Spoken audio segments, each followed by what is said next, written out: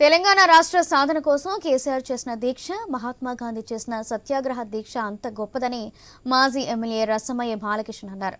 ఈ నెల 29న కరీంనగర్లో జరిగే కేసీఆర్ కృతజ్ఞత సభ దీక్షా దివాస్ను విజయవంతం చేయాలని వారు కోరారు. 10 ఏళ్లలో కేసీఆర్ చేసిన అభివృద్ధి గ్రామ గ్రామాన కనబడుతుందని చెప్పారు. ఆయన 6 గ్యారంటీల విషయంలో కాంగ్రెస్ నాయకులు ప్రజలకు క్షమాపణ చెప్పారని, ఏం సాధించారని ప్రజాపాలన ఉత్సవాలు జరుపుతున్నారని ప్రశ్నించారు.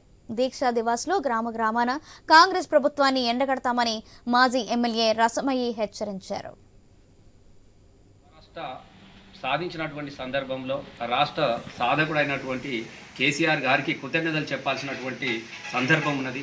ఎందుకంటే తెలంగాణలో ఒక సామెత ఉంటుంది, తిన్న తల్లిని యాద్ చేయాలని చెప్తూ ఉంటారు, అన్నం పెట్టిన తల్లిని యాద్ చేసుకోవాలని చెప్తారు. కాబట్టి తెలంగాణ రాష్ట్రాన్ని సాధించడానికి కోసం తన ప్రాణాన్ని పనంగా పెట్టినటువంటి దీక్ష కాబట్టి ఆ దీక్షను చాలా గొప్పగా నిర్వహించి కేసీఆర్ గారికి కృతజ్ఞత తెలపాల్సినటువంటి సందర్భాన్ని పురస్కరించుకొని నియోజకవర్గంలోని ప్రజలందరూ కూడా కార్యకర్తలు, అభిమానులు కూడా అధిక సంఖ్యలో రావాల్సిందిగా ఈ సందర్భంగా విజ్ఞప్తి చేస్తూ ఉన్నాం.